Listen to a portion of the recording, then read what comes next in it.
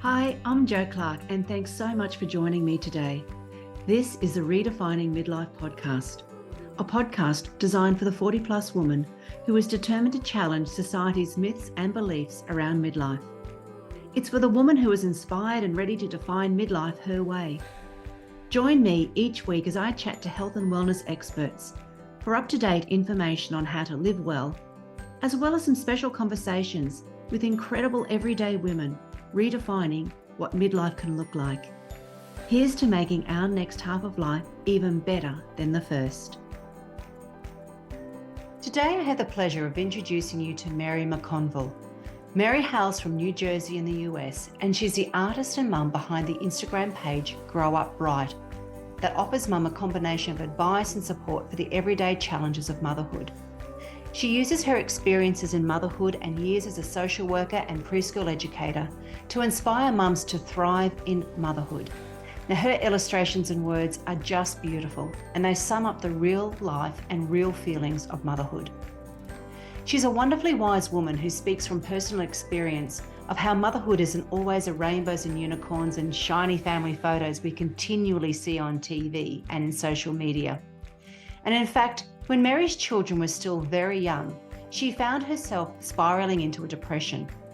In her own powerful words, she wrote, "Somehow my dream of motherhood had turned into a nightmare that I couldn't wake up from. The 24/7 neediness of my children that I had craved as a young 20-something had consumed me. The occasional glance in the mirror showed someone I no longer recognized. I looked to have an ideal life to the outside world, but inside I was in a dark hole." Now, thankfully, Mary found her way out of that dark space, and she came to the important realization, and she writes further, that being a mother is my dream, but it is not all I am. In this episode today, Mary and I cover a range of topics, and I'm sure that many of you will identify with so much of our chat. Now, unfortunately, you'll notice that our internet connection was lost right at the very end of our conversation, and the recording came to an abrupt halt before I had the chance to even say goodbye to Mary. But that's the joy of technology. Now, you'll find the links to connect with Mary in our show notes. So without further ado, on with the show. Welcome, Mary, to the podcast today. I'm really looking forward to our conversation because we've had a bit of a pre-chat prior to me pressing to the record button, and we've covered quite a lot of different topics. So I'm absolutely excited to hear what you've got to say and how your words are going to help somebody else who is in a similar position to you and can identify with you. That's what's important, is to share our stories so we're not feeling so alone and isolated. 100%, Jo. I'm so honored to be here with you. I mean, I always enjoy listening to your voice. And so getting to have the conversation with you it's a dream. So I'm so ready for it. Bring on the questions. Excellent. All right, Mary. So our first one, we'll wind the clock back. So what did younger Mary imagine her life would be like? Like, where did she think she was going to live and what she'd be doing? So it's actually really funny because I've always been a big journal writer. So I found a journal back from when I was in my early 20s, living in my first apartment in New York City. And what I wrote about what I wanted to be was to be a mom. I was like, I just want to find the right guy, and I just want to have a family. And then I was like, maybe I'll teach art. And it's so funny because I forgot that I wrote that. And so I'm reading it. I found it a couple of years ago, and I read it and I was like, oh, how lame. That was my big wish. But honestly, I've always loved motherhood. And so even when I was a little kid, I was babysitting my brother when I was 6 years old because he was a baby. And back in the 80s, my mom would run to the corner store. I know that sounds like no, that wouldn't happen today, but back then it was okay.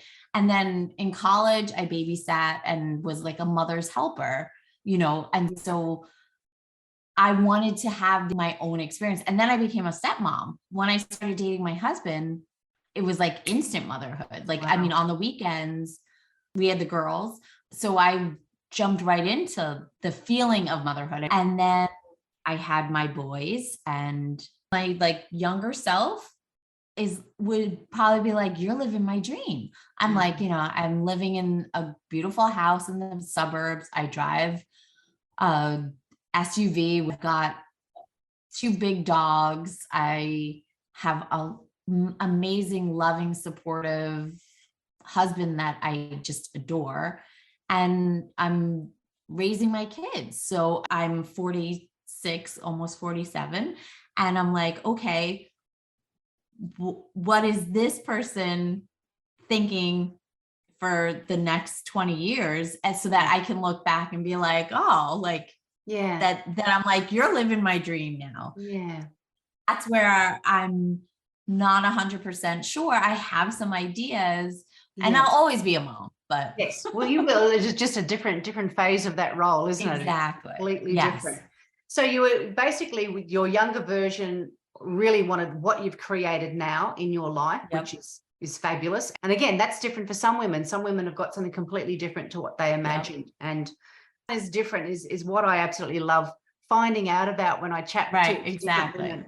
So Mary, you had a photography business before you started your family.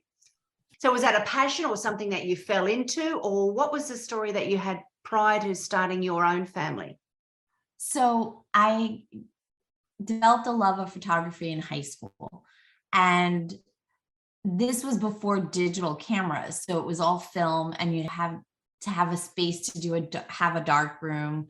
And so being a photographer wasn't as attainable as it is today because it's all digital. And so my dream was to have a photography show, like to have my work in a like gallery type setting. But because I couldn't have a dark room, that was like, in my 30s, I'll do that. So then when I had my son and I was home and digital cameras had really taken over, so I started a family photography business. And the reason why I wanted to do it was because I saw as a mom how important it was to capture all those moments, not the picture perfect moments, not the like everybody posed and smiling, but the moments that are fleeting and you forget, like, you tucking your kid into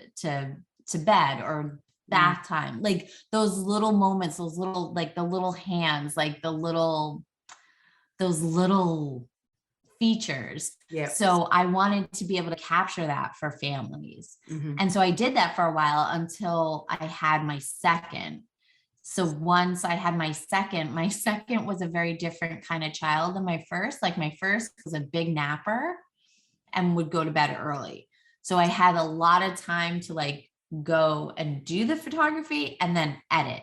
But my second one was a 5-second napper and wanted to be held all the time. So then I made the choice of not pursuing the photography, but I still do there's one family that I've photographed for the last 13 years. So they every fall they're like, please. And I can never say no because I've watched their kids grow up like my kids. So it's like, I'm like, okay, but don't tell anybody. So you don't want that arm of your business continuing. Not right now anyway. Yes. So Mary, after your second child, you began to enter what you called a nightmare that you couldn't wake up from. So you mentioned just before your second child was very different to your first child. What did you notice happening to you during this time? So it's funny because people say like it's very different parenting 1 to going to 2. And I think, you've got a toddler and you've got a newborn and there's just no time. It's such a busy time, but yet the days feel like they're months. Like every day felt like so long. So I got through that phase. Like I was able to manage, but what happened was my dog, who I had right before my son, so we got him, I was pregnant and he was like my first baby. And we had him until he was about 6.5 and he died sort of suddenly. But he was like my transition into motherhood. And when I lost him, that's when like I sort of spiraled out of control. It was like he was this like anchor. He was like this solid piece that helped me to manage early motherhood. I was in a deep grief over losing him. So my youngest was just coming out of the baby phase. So he was fully into toddler, and my oldest was going into school. So it was like a new phase of motherhood. And he meant that much to me that it like just threw off my whole equilibrium. Inside, I just felt like I was drowning. And that's when I started my art. So it was through art that helped you. Yes. Okay. So like, yes, I started taking a night art class, and it was 3 hours of uninterrupted creativity. So just when I started that process, so I was starting to like get to a better place. Yes. That's when my son, when like, so like kindergarten, he was like the happiest kid. And then in first grade, he just did a 180. And so it was like, we were both sort of struggling at the same time. And I was like, I do believe the mother energy is so important. So if you're not good, like everyone feels it, like the house just feels it. So it's so important for moms. Like if you're not feeling good, to get the help that you need. For me, doing the art really helped me to find myself again. And then to fill your cup. And then because when you're depleted, you cannot give what you want to give, and then that consumes you with more guilt. It's one of those awful cycles, isn't it, that you can start getting into. And I think there wouldn't be many women around who have not found themselves, even if they're not a mother, who have not have found themselves into that sort of situation at some point. I think innately we just want to nurture, like it's just ingrained in us. And so then, but it's so important for us to nurture ourselves. Yes. And that's where it can get that's where the art started to help you. Yes. Because your son was diagnosed with extreme anxiety, depression, OCD, and ADHD. And, I know that working for many years as a teacher, the extra stress and the strain that you have when you've got a child with special or extra needs, it can have a big impact on all the family members. And not only can it have like an impact in a negative way, it also can have a beautiful impact, and it can be a blessing in disguise in other circumstances as well. So how did your son's diagnosis affect you and your family? So it was one of those things that like he didn't represent like that. So it was kind of like we knew something was off. Like we just saw him deteriorating and instead of thriving. And so then we got him evaluated. And so once that happened, it was a relief to have an answer, to know. But at the same time, like, how is he so depressed? Like, because it has really nothing to do with us. It has nothing to do with environment. In this case, it's how his brain functions, because basically it happened, he was about 7. So I think there is a change in our brains. Like every 7 years, I believe, like our brains change or our bodies change or something. And so,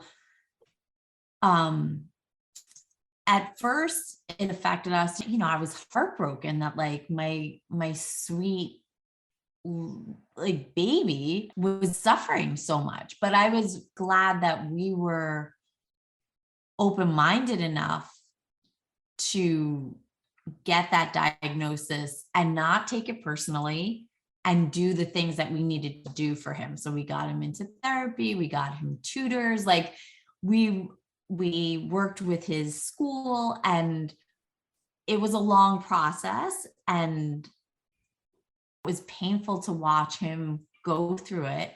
But what we just did was support him through it all. And so now he's in middle school and he is beyond thriving. And I say to him, like, everybody struggles. Some just struggle earlier, than others. And so I always have said to him that the gift is that I know this is really hard for you right now, but you're going through it, and you're going to be so much stronger for it. And then when everyone in college goes through this, you're going to be able to help them, or at least navigate through it with ease, because it's not going to get worse than what it is for him right now. Yeah. And that really helped to empower me, and, you know, and our family too. We were able to work together and work through all these things, and then just have a more appreciative and positive outlook, and know that making mistakes and feeling sad is not something to be ashamed of, and to destigmatize all of those negative feelings. Yes. And sort of empower the kids in having them. It's like, it's okay to cry. It's okay to feel sad. You get to have the choice of whether you want to stay there. Maybe you do want to stay there for a little while, and that's okay. Or what can we do to move ourselves out of it? Like, how can we make a positive change? And so that's been one of the biggest lessons I think we've all learned through this. A lot of adults and children need to learn that lesson, and unfortunately don't. So as you were saying before, your son's learned that at a younger age. Yeah. So, so just this spring, we were in his therapist's office, and my son said to her, you know, when I started coming to you, I thought you were going to fix me. I'm broken and I need to be fixed. But now I realize I'm not broken, and that you've given me tools so that, like, this is how I am. And then these tools help me to get through whatever challenges that I'm going through, but that I'm always going to be this way. And it's just a matter of me learning how to navigate it. And I was like, I'm like, you've passed life. I'm like, how many adults need to know that? Like, how many adults think that, like, they're going to go and get fixed? And it's like, it's not about being fixed. Like, you are who you are. You are just as you are supposed to be. But we can all learn different ways on how to navigate our own challenges and overcome things. And so now he knows, like, you know, so like when he feels a certain way, he has a whole toolbox that he uses in order to get through it. And so that's you know, and as a mom, I'm so proud of him. Like, yes. Oh, that's massive to have that insight at that young age. And it's also wonderful for his friends, because he'd no doubt chat to his friends. So that conversation will keep on going. So Mary, often the life experiences we have, both positive and negative, and, you know, we spoke about them then, they can be used as a catalyst to help others. And I just love how you've turned all of your experiences and your natural gifts that you've got into something that's helping to nurture and support other women. So I'd really love for you to be able to tell us all about what it is that you do and what you create and continue to create. So after all of this, well, actually, it was like sort of during this, I started this Instagram page called Grow Up Bright, bright as in light bright or rainbow bright, my like 80s nod. And the idea was, I was struggling as a parent when my son got that diagnosis. I was looking for answers and positivity, and how do I get through this? And so I wanted to just sort of bring positivity and encouragement and things that I was learning onto Instagram. So then I started to draw, and then I started to create these illustrations of motherhood to show maybe not such a pretty aspect of motherhood. And then I try to use some kind of positive words to make the message like, I see your struggle. I see your hardship. I see how hard it is, but here's the hope. Here's the nugget. Here's the light. Here's the thing to hold on to, because I think when you're in that phase, you need something to hold on to. So my Instagram page has become like, I hope, a light for other moms, so that when they see a post from me, that they come away feeling feelings, but generally like that, those loving feelings. Like you might cry, but it's a good cry. It's like, it's like that therapeutic cry. Like it's that touched me. And yeah. Well, you do a really great job, because even though I'm past that stage, when I look at your work, it puts me back exactly in that moment. I can identify with 100% of the feelings that you've illustrated, but also the words that go with it. And I just happened to show my nephew's wife yesterday some of your work, because I was explaining I was going to be chatting with you, and you know, I've been following you for quite some time. And yeah, she was blown away as well at just how you captured, because she's got a young daughter, just how you captured the essence of what motherhood can be like. And that's, which then brings me to my next question, and what I'd like to talk about, that we're often sold the idea of being a mum or a mother is a all or nothing stage of life. And this can come from our family, our community, the wider, you know, social media. And it's often seen that a mum needs to sacrifice herself, her sense of self, and all of her dreams and her being for the family, to the point it becomes who they are, because motherhood is a long stretch of time. It starts from the moment you've conceived your child to the, you know, well, it never ends. It never ends. It's just different. Yeah. As you say, we can be in danger of allowing ourselves to be swallowed up. And then once our children become adults, we no longer know ourselves anymore. And that really hit home, because my children have left home, and I've seen some of my friends who are mothers who have got children at that same stage. They really struggle. They've lost their sense of self. So what do you suggest women do who are at or near this stage of life? So I think it starts from the moment your kids are little, that you have to keep in touch with who you are, because motherhood is like that. Like it's so encompassing, and it should be. Like you should fully allow yourself to just be submerged in it, but you should always have a tether to where you're going, who you are, what your dreams are, because it's important for your kids to see that.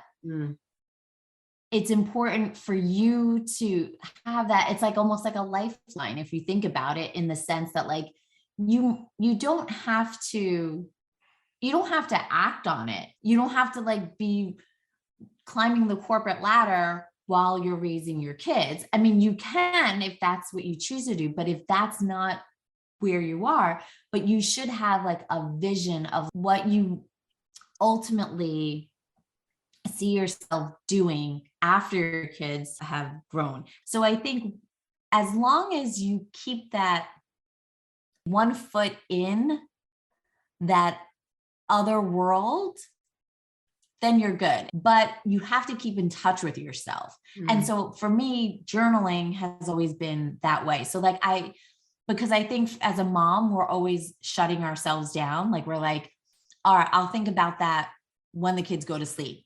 I don't know how I'm feeling about, I'll worry about that later. Like, but you're so involved with, you know, like what your kids are doing and what your spouse is doing and what needs to be done in the moment, that you constantly put yourself on the back burner. But I think by having a practice of either journal writing, meditating, anything where you're able to be in contact with your inner thoughts, I think allows for you to know yourself. So then when your kids do grow and fly away, as they should, you haven't lost yourself. But I think moms tend to do that. So I think finding that practice, and it could be even like going for walks, like to be able to like have that inner dialogue with yourself consistently, throughout everything. And so that's why I encourage moms to journal. I mean, that I think is the easiest thing, because you can do it for 5 minutes a day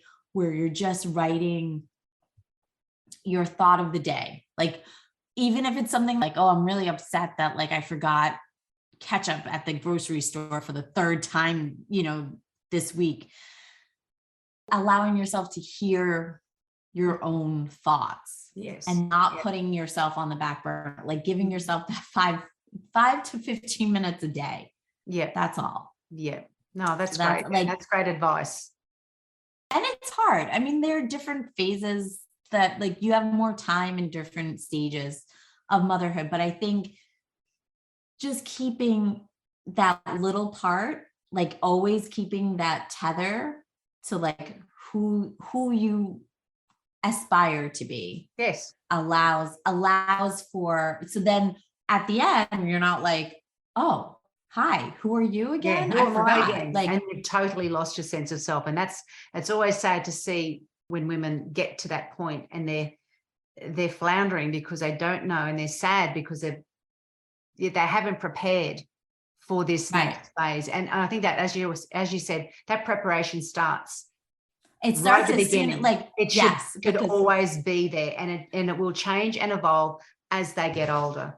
I mean, wouldn't it be great? Like when you give birth, like they usually give you like a packet of all this stuff. You're so excited to like have the baby and like get to do all the things, like, because it's been 9 months, you've been waiting to like, and so it's okay to like be so excited about that. But it's like, yeah, you're a new person and you get to meet yourself over and over and over again.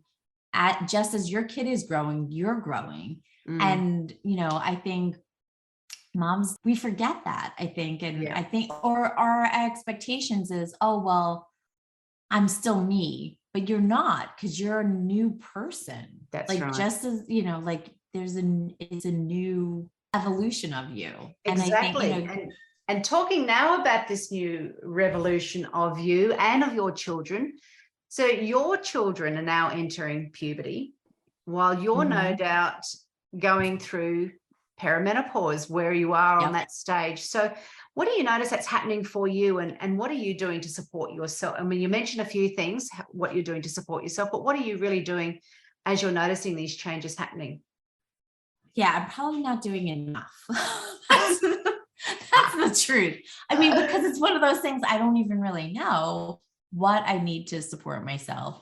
I'm just being honest. I think being transparent and honest that I don't know exactly where I'm going and what I'm doing, and being open to making the mistakes, like being open that I might have a bad moment or not make sense or be very emotional, and that those are all okay. Just like, like I've always been a very big PMSer. Like I always was very, like, I'd be so upset and angry, and then I get my period and I'd be like, oh, that's why.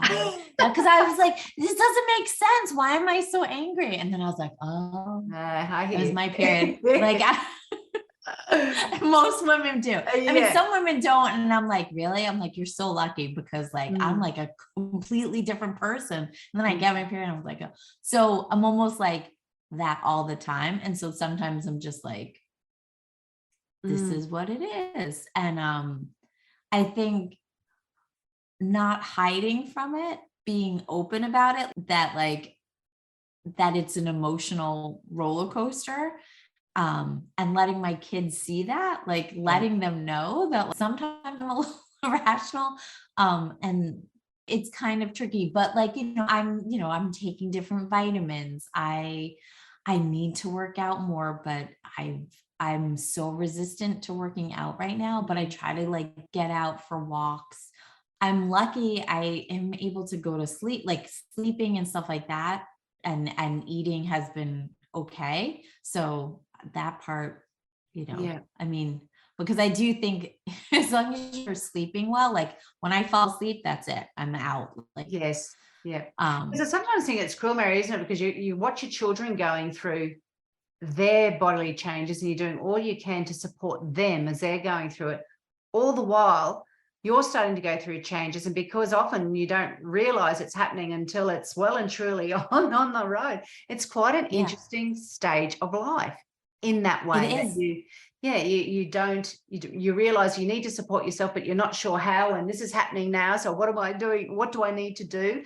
And that's why I love doing what I'm doing to help women when the children are little or are going through those stages, not always little, but are going through those different stages. Yeah. So like my son, like he's going through puberty. And so like sometimes he's like really angry and Yeah, he's like, is this puberty? And I'm like, probably. And yeah, just like we have these conversations and I believe it's so important to normalize yes, having these kinds of conversations, normalize having, moments where your emotions are bigger than you are. And it's mm, okay. And then you get to say, I was feeling this way, but I don't know why I said it like this. And I mean, my son does that like in the mornings. He'll be so angry because he hates waking up in the morning. And he'll be like, I hate you. You're the worst mom, blah, blah, blah, And then later on, he'll be like, I don't know why I said all those mean things to you. You know, I love you. And I was like, I know. And I know that it's not him talking. yeah, It's, exhaustion and frustration yes. and all of those other emotions that have sort of hijacked him. How has growing older made you change your way of thinking, or has it changed the way that you think? I mean, I still think I have a lot of time, though I know there is no guarantee. And so I try to get myself to remember that and like, don't wait. Like, don't take, you just don't know what tomorrow is going to bring. And so I try to make sure that like my family knows how important they are to me, like that I don't take those things for granted. Mm, The time I spend with my kids or mm, the time I spend with my family, like that I don't like. I love hanging out with my family. Like we have such a good time together. Dinner time is like the best part of the day. So I don't regret that, but who knows? Maybe I yeah. will someday. It's funny, yeah, because our children are on borrowed time, aren't they? And again, it's That's that how I fine feel. line in that you do need to spend time with your children, with your family. Yet you still need, as we discussed earlier, you still need to have that piece that you carve out for yourself. And sometimes it's not perfectly balanced. It's not like a piece No. of the pie that is going to be the same size every time. And it's that flexibility, I think, that we need to allow ourselves and be comfortable with it. It's not always going to look like this, and it will change over time. And yeah, it's easy to be filled with regret that you wish you would have spent more time once they've left the nest. And yeah, But I ah, feel like, like you're it's always complex. It's growing. And complex. yeah, it's so complicated. And I think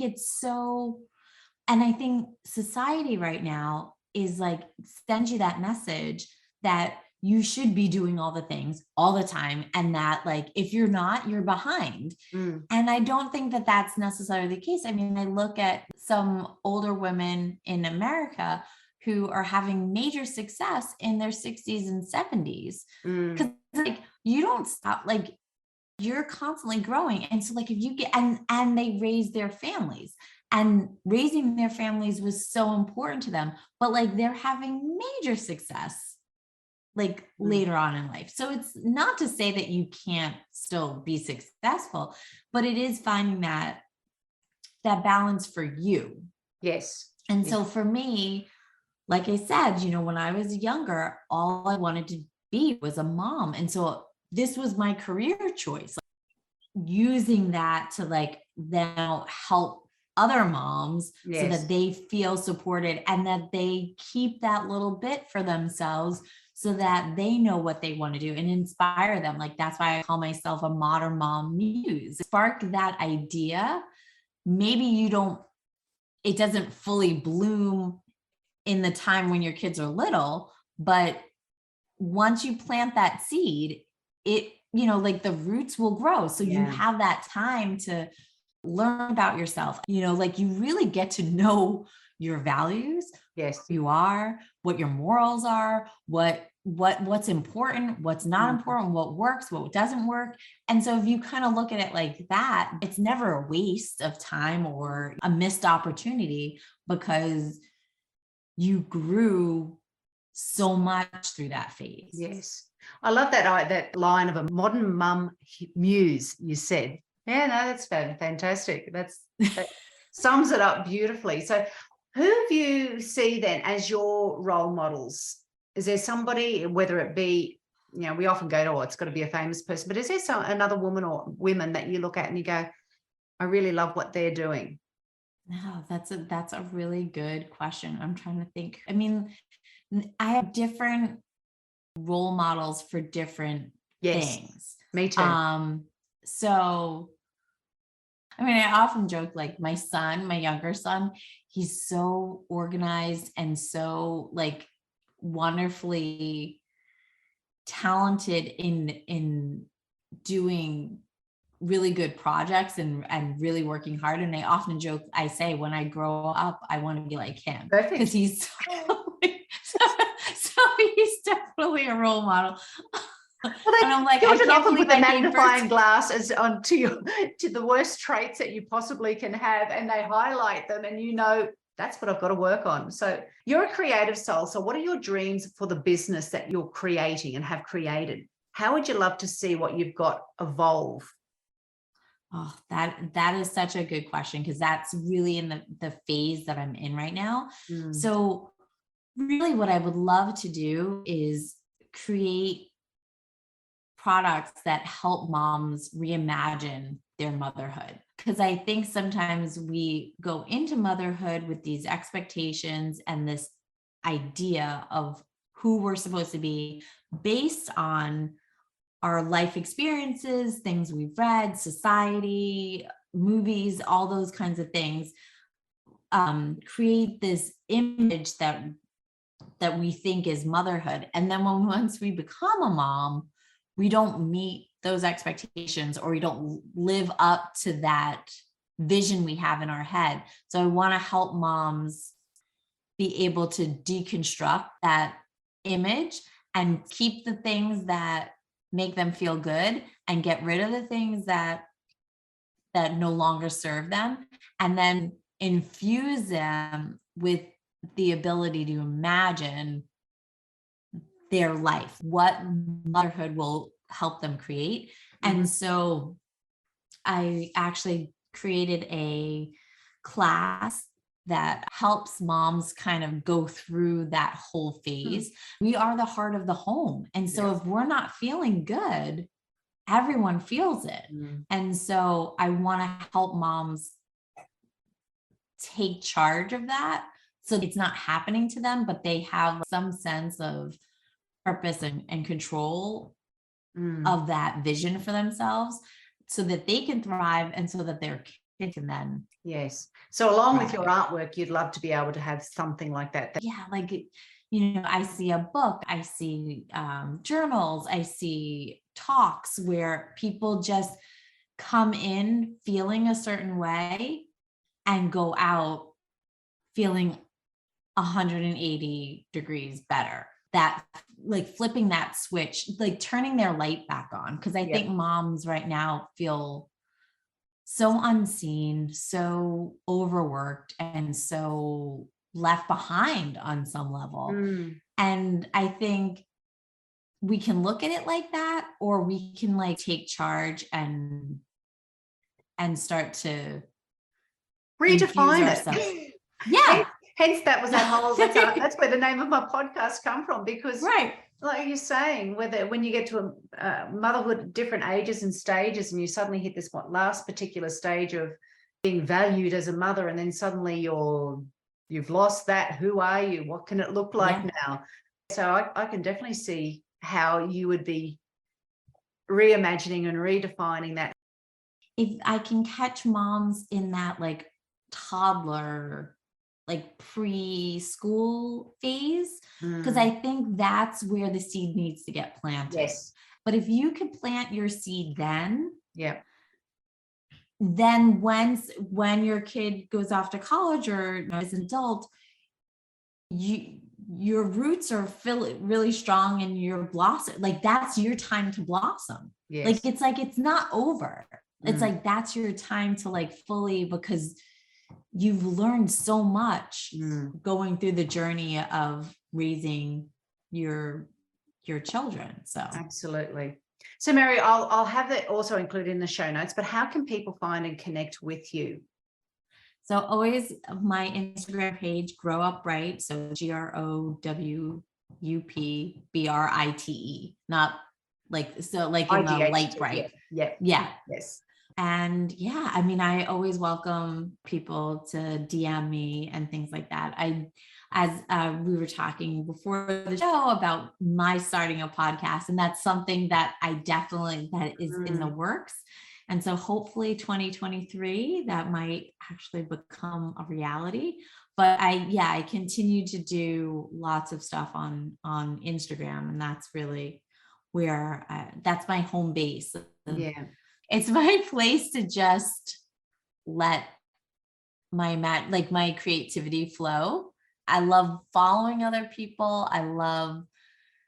I find Instagram for me, it's a very positive place because of the people I follow and the interactions that I have. It generally, like, I always kind of leave feeling good. Yeah. Well, I really invite you to have a look at Mary's profile and follow her page, because she has got the most inspirational posts and illustrations and words. And so Mary, if you could give the 40 plus woman one piece of life advice, what would it be? Just remember you're constantly growing. Like, this is just the beginning. It's like you're just in a constant evolution.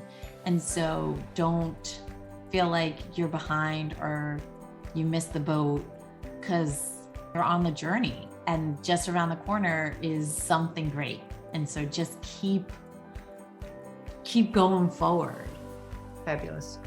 And if you could look into the future, what do you hope 80-year-old Mary will say about current day Mary?